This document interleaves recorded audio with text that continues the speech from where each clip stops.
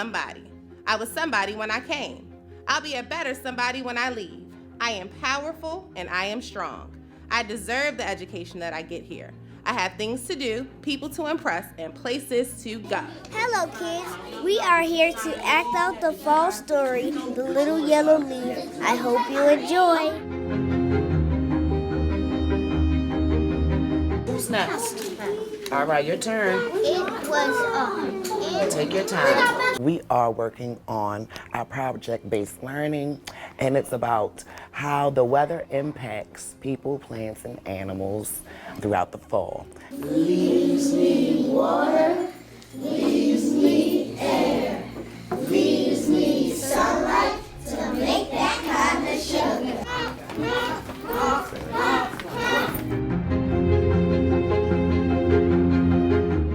Spell what? Arctic. Arctic. A-R-C-T-I-C. Can you use it in a sentence? Sure. Penguins live in the Arctic. A-R-C-T-I-C. So now I can shoot the ball? Yeah, you can. We were tasked with making games appropriate for K-2 leveled grades. So I gave my students that directive. I said, you need to come up with games that are appropriate for kindergarten, first and second grade. I want to say the word, and we're going to ask them to spell it. The first question that we ask ourselves is how can we be a better role model, or how can we be a good role model for our students? Well, what if we run something like an event to celebrate, fall or October, which kind of led into this fall festival being planned.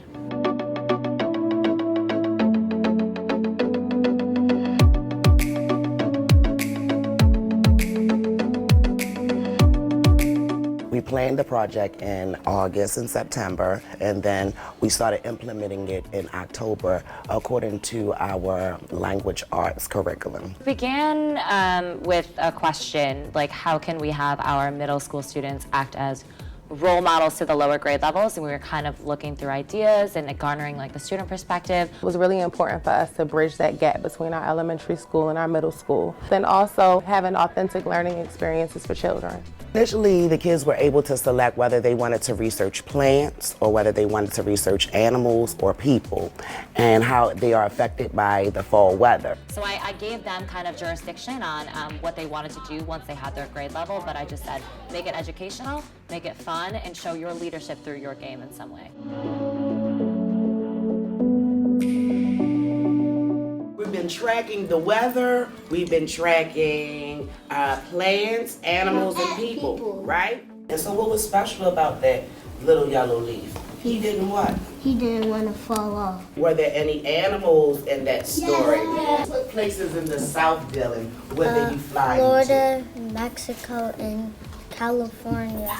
Pumpkins get heavy and bigger. The children were, of course, engaged in how does the weather affect humans and nature, and so that was directly correlated to their wit and wisdom unit. We're starting out with research first and going through that process, and then during this time, we're acting out one of the stories to build comprehension as well as engage them for learning. The kids are working well together, collaborating, sharing ideas. As an extension of the activity, they had to identify the leaves that they wanted to be in the play, and they had to find it in the text and illustrate it. We've been learning about fall and how animals hibernate for when it's winter. And we draw pictures about them and cut it out pictures of leaves for the play, because we're going to show the kindergartners our play. Plants change colors like red, yellow, brown.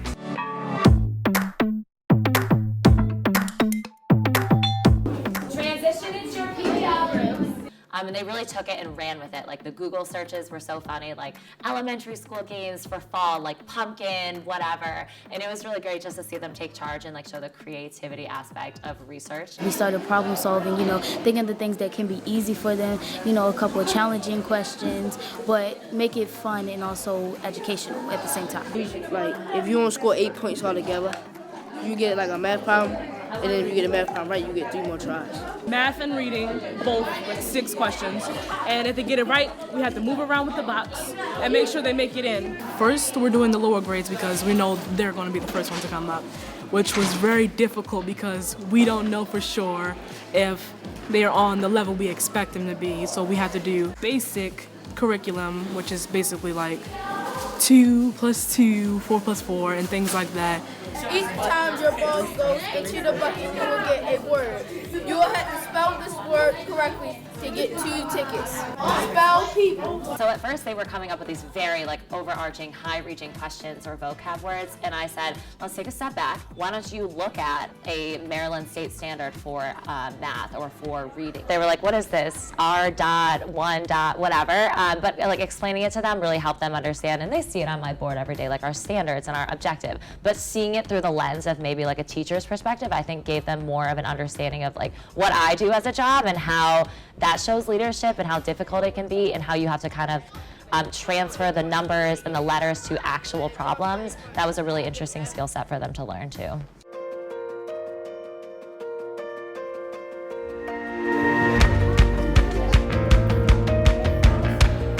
Let me hear you emphasize big. Big oak tree. A big oak tree. The kids just enjoyed, acting out the little yellow leaf. We practiced on rehearsing our lines for the different parts of retelling the story, as well as the movements and the sound effects. They love the sound effects. A chill filled the air as the sun goes down, down, down. My awesome. And so they're retaining the information, and it makes them feel more confident. My name is Chandra, and I'm the oak tree. It's been easier to learn because I've been in a skit.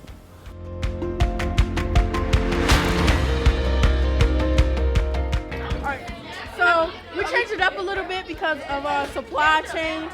It's impacted our school a lot, very much, because the students here are working together more. We learned team-based learning, how to work as a group and as a team, and how to take objects and make it into something fun. And then, getting more maturity, doing things better. Then you have someone who goes around and they see if everyone has everything correct.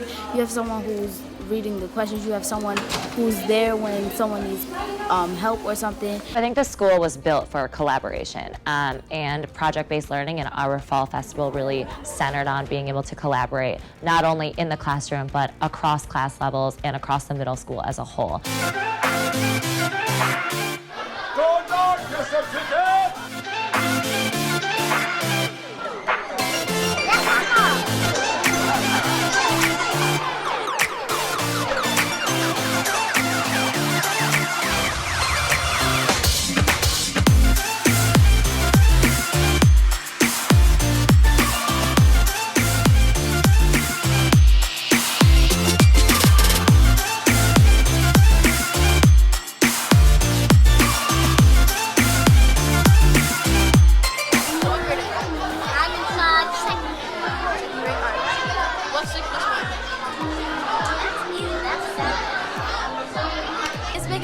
Happy. It's making us happy because all the little kids are smiling, they're happy, and I just like it. It impacted me because it helped me become a leader to the little kids, and it's helped me help them learn stuff. It takes being helpful and kind to everybody. Making learning fun was pretty cool. So if they do the math question, they might think it's more fun, so they might do math more often. That cup game when you throw the ball in the eye, and I play this frog game when you shoot the frog. I had 50 every time. I had 4 tries and all of them were 50. Just a great time, and I love hitting the piñata because it had so much candy. At the bottom of every teacher's heart, they kind of dream of an experience like this. To be able to engage scholars and have them lead such an enormous project and be so proud of it and so invested in it, and see the creative side of them, the really mature leadership side of them, that was a goal of mine when I began teaching. Hello kids, we're here to act out the fall story, The Little Yellow Leaf. I hope you enjoy.